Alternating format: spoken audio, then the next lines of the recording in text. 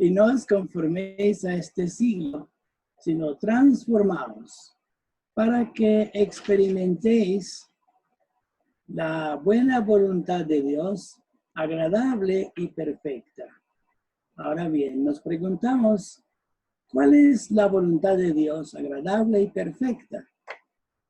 Tengo que confesarles que hasta esta semana descubrí algo bien interesante en cuanto a este punto, y es que la voluntad de Dios, agradable y perfecta, está expresada en los capítulos 12 al 16 de Romanos. Esta es la buena voluntad de Dios, agradable y perfecta. No es algo que se busca en forma rara. Él quiere que seamos una comunidad llena de cosas positivas aquí en la tierra, entre tanto que vamos a estar con Él. De modo que, ¿qué es la voluntad de Dios o qué quiere? Es la voluntad de Dios que nosotros tengamos una actitud dinámica. Es la voluntad de Dios que tengamos una actitud dinámica. Después de haber presentado nuestros cuerpos en sacrificio vivo, después de habernos dicho que cada uno de nosotros no tenga más alto concepto de sí, entonces tenemos que mirar cuál es la voluntad de Dios. Es la voluntad de Dios que seamos una iglesia local. Es la voluntad de Dios que seamos un cuerpo. Es la voluntad de Dios que seamos una familia. Es la voluntad de Dios que mantengamos una actitud dinámica, que el tema para hoy es este. ¿Y qué significa esto de mantener una actitud dinámica? En primer lugar, sí, está aquí expresado en el versículo 11, no perezosos. No perezosos. Bueno, se ha dicho que la pereza es la madre de todos los vicios. Y se ha dicho mucho respecto de la pereza. El Señor en Proverbios capítulo 6 nos habla de la pereza y para esto pone como punto de ilustración la hormiga. La hormiga agarra su alimento, toma su alimento en el verano y lo come en el invierno. Y habla de la hormiga y habla de lo que pasa con el perezoso. De modo que aquí dice, en lo que requiere diligencia, no perezosos. En todos los campos de la vida hay cosas que requieren diligencia. Es decir, la idea de diligencia es la de no posponer. Es para ya, para hacerlo ya. Y eso que requiere diligencia, hay que hacerlo. En la vida espiritual, en la vida material, en todos los campos que la vida tiene, la exhortación es no perezosos. No perezosos. Es como Dios quiere vernos. Luego también viene fervientes en el espíritu. Fervientes. La palabra ferviente en la versión 1909 se traduce ardientes.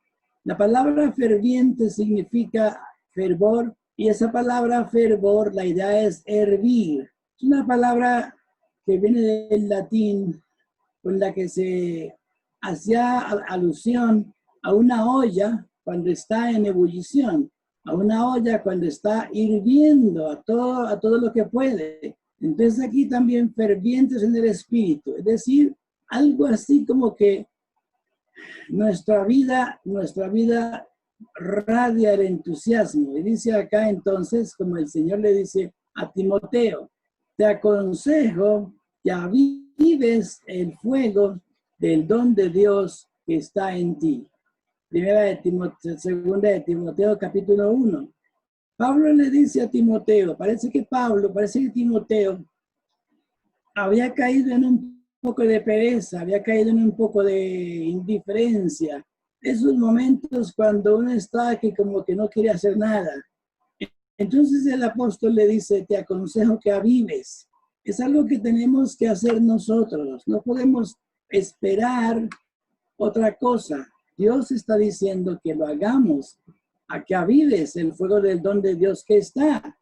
Es algo así como cuando en el campo se prendían los fogones con 3 piedras, se le ponían tres piedras y se hacía una forma como de triángulo y se ponían la leña, los tizones, se juntaban allí.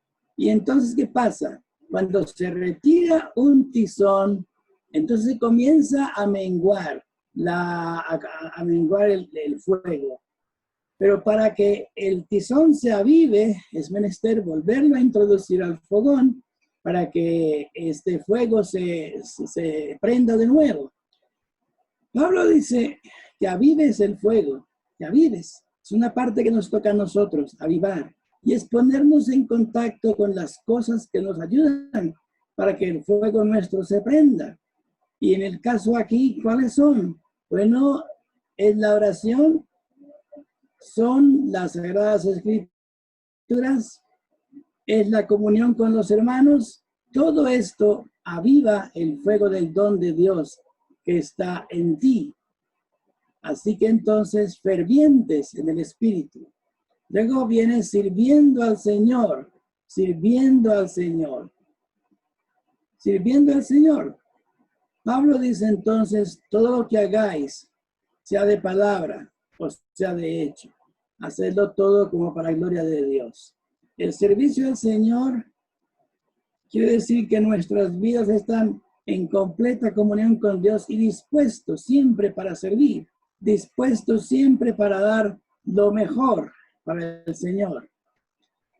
El servidor del Señor, vamos a decirlo en términos de juego, no le pasa la pelota al otro. El servidor del Señor asume su propio servicio y lo siente como un gozo especial a poder servir al Señor, sirviendo al Señor.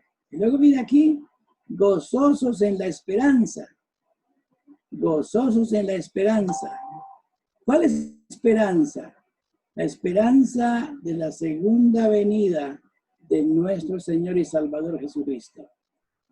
Nos casamos, tenemos hijos, compramos casa, montamos negocios y hacemos cualquier otra cosa, nos graduamos, pero siempre hemos de estar esperando la segunda venida de Cristo, que va a ser mucho mejor. Es mucho mejor que el Señor nos encuentre hábiles, trabajando, haciendo cosas para todo y a cambio de que nos encuentre sin hacer nada. Así que por esa razón, gozosos en la esperanza. El gozo siempre tiene una raíz, siempre tiene un motivo. Nos gozamos entonces en la esperanza. ¿En cuál? Bueno, el Señor va a venir. Él viene por segunda vez. El día del juicio no tiene por qué ser un día de susto. ¡Ay, qué susto! Viene el Señor. No, no. El día del juicio es un día de triunfo.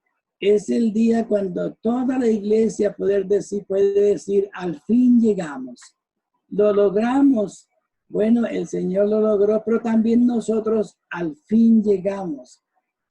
Y cantábamos un himno hace muchos años que decía, cuando resucitaremos, qué felicidad habrá.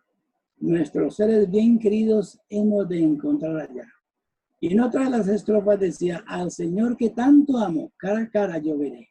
Es esa esperanza hermosa, es esa esperanza preciosa, la que nos permite estar a pesar de todas las situaciones que vivimos. Los hermanos que tuvieron que vivir la peste negra, ellos tuvieron que estar seguros en esto. Los hermanos que tuvieron que vivir la gripe española, ellos tuvieron que estar seguros y gozosos en la esperanza de la venida del Señor. Y los hermanos que ahora nos toca vivir esta pandemia también. Sí, claro, porque si vivimos para el Señor vivimos, y si morimos, para el Señor morimos, y a fin de cuentas, del Señor somos, gozosos en la esperanza. Y después de esto sigue pacientes en la tribulación, pacientes en la tribulación. La iglesia de Cristo siempre ha tenido y tendrá tribulación. La gran tribulación es la suma de todas las tribulaciones. Donde el Señor mostró a Juan y le dijo, estos son los que han venido de la gran tribulación y han lavado sus ropas y las han emblanquecido en la sangre del Cordero. La gran tribulación, ¿por qué? Bueno, porque la iglesia siempre tuvo tribulación. La iglesia siempre ha tenido tribulación y la iglesia siempre tendrá tribulación hasta cuando venga el Señor. Por eso Él dijo, en el mundo tendréis aflicción, pero confiad, yo he vencido al mundo. Así que gozosos en la tribulación. Santiago escribe en su capítulo 1, versículos 3 en adelante. Hermanos míos, tened por sumo gozo cuando os halléis en diversas pruebas, sabiendo que la prueba de vuestra fe produce paciencia, mas tenga la paciencia su obra perfecta, o su obra completa, para que seáis perfectos y cabales, sin que os falte cosa alguna. Pacientes, la palabra sufridos acá en nuestra versión, la traducción más literal es pacientes. Alguien que espera, que sabe que hay más allá, algo más allá de lo que es la presente tribulación. San Pablo también escribe en Romanos capítulo 8, dice que él está seguro de que lo que sufrimos en el presente no es comparable con la gloria venidera. Por esa razón, preocupados por el virus, bueno, preocupados porque no podemos salir, bueno, pero aquí es donde cabe esta parte de la paciencia. Dios, entre todo lo que nos permite aprender de esta situación, es aprender la paciencia. La paciencia que es la capacidad de esperar y esperar en forma activa. No esperar en forma resignada, sino en forma activa. Sufridos o pacientes en la tribulación. Luego, constantes en la oración. Constantes en la oración. La palabra del Señor siempre afirma la necesidad de ser constantes en la oración. Por supuesto, no se requiere abandonar el negocio, los trabajos, abandonar el almacén y ponerse a orar. No se requiere abandonar la construcción que esté haciendo, arrodillarse y poner la pala al lado y dedicarse a orar. No se requiere abandonar los libros de contabilidad y ponerse a orar. Pablo dice, orando en todo tiempo, Efesios 6:18. Y siempre me llama la atención ver a Nehemías, un hombre ocupado haciendo el trabajo que Dios le había mandado. Y este hombre utiliza las oraciones cortas. Si ustedes son buenos investigadores, buenos curiosos, pueden ir a Nehemías y leerlo. Y ver, hay una oración corta.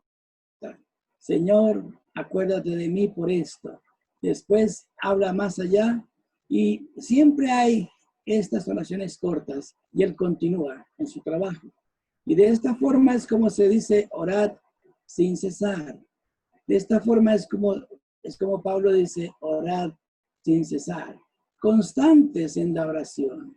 Porque la oración es lo que va a permitirnos soportar cada una de las cosas de la vida. Porque la oración es la que nos da comunión con Dios. Porque la oración nos permite crecer en su gracia. porque la oración nos permite ser obedientes. Muchas veces, de pronto, no sabemos por qué orar, pero el Señor sí lo sabe. Y entonces, lo interesante acá es cumplir la palabra, constantes en la oración. Así que permíteme otra vez volver sobre esto. Cuando decimos que es la voluntad de Dios, que mantengamos una actitud dinámica, aquí está en este sermón, no perezosos.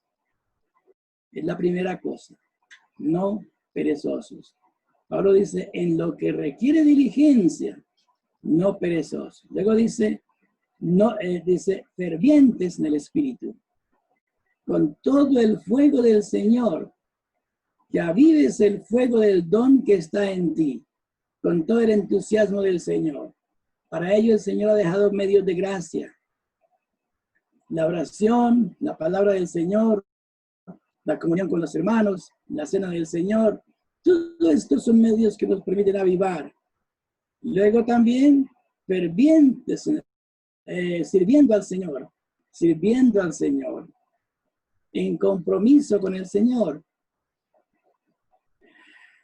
Tenemos que volver a lo que decía Charles Stott, que decía, si Jesucristo es Dios y murió por mí, no hay ningún sacrificio que yo no pueda hacer por él. Es como darnos cuenta de cuánto el Señor nos ha dado y en gratitud poder mantener una actitud de servicio al Señor en todo lo que el Señor quiera que sirvamos.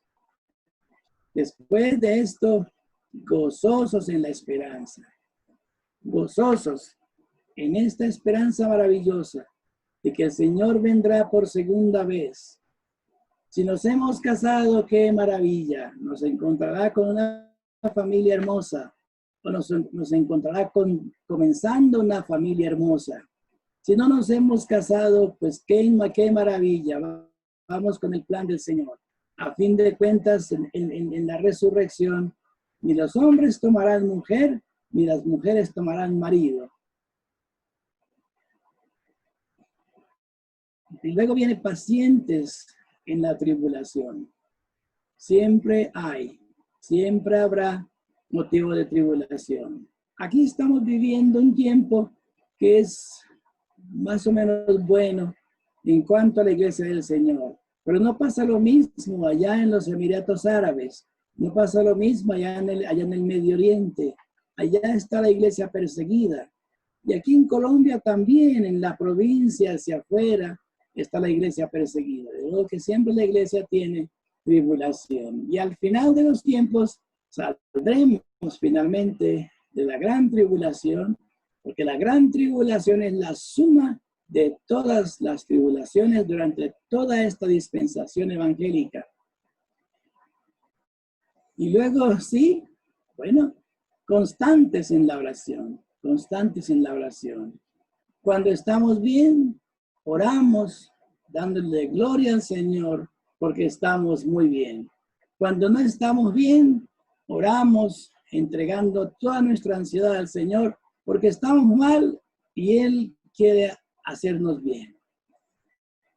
Así que, qué maravilloso es esa voluntad de Dios, lo que Él quiere que vernos así aquí en la tierra. Entre tanto que vamos al cielo, aquí en la tierra quiere verlo de esta manera. Permítame compartir unas aplicaciones. La primera es que nuestro Dios quiere vernos como una comunidad de servicio, fervientes, de gozo y de esperanza y de oración. Así quiere ver nuestro Dios. Es esa voluntad la que es agradable y perfecta. Luego también quiere vernos, nuestro Dios quiere vernos como una comunidad de impacto donde quiera que estemos. Una comunidad de impacto donde quiera que estemos. Donde quiera que nos encontremos. La gente hoy más que nada necesita no de unos creyentes que se lamentan, no de unos creyentes que van, ay, ¿qué vamos a hacer? El coronavirus nos agarra, nos tumba, nos mata, nos vuelve nada. No, no. La gente, el mundo requiere de unos creyentes que reflejan de verdad el hecho de haber sido redimidos. Alguien dijo eso, un ateo. Si queréis que el mundo crea en vuestro Redentor, deberéis mostraros más redimidos. Y luego, otra aplicación, Dios desea que nosotros mismos disfrutemos del hecho de ser hijos, justificados y libres del pecado. Quiere que podamos disfrutarlo. No es algo para sacarlo con una voz lánguida, una voz perdida, de esas voces que parecen trasnochadas. No, es algo que nos permite de veras sacar de nuestro corazón todo este gozo que tenemos.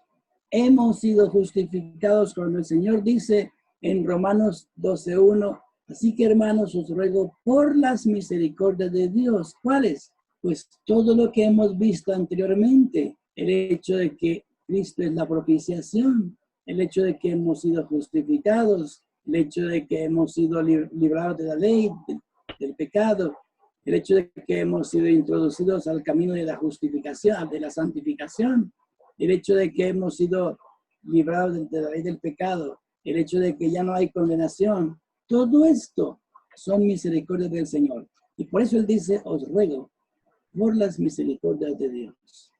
Mis hermanos, que Dios nos ayude para que de veras nuestra actitud, si es que vamos a ser dinámicos, es algo permanente, donde podamos de veras